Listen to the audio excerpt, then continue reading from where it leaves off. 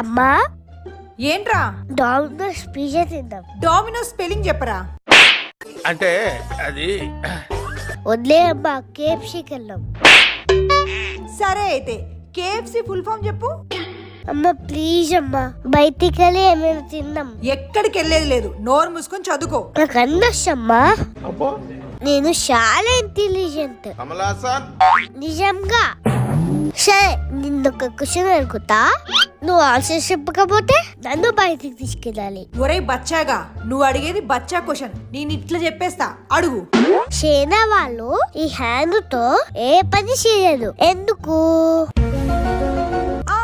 అది left hand కాబట్టి. కాదు. కాదా? అయితే నువ్వే చెప్పు. ఎందుకంటే ఈ హ్యాండ్ నాది కాబట్టి. ఈ హ్యాండ్ నాది కాబట్టి.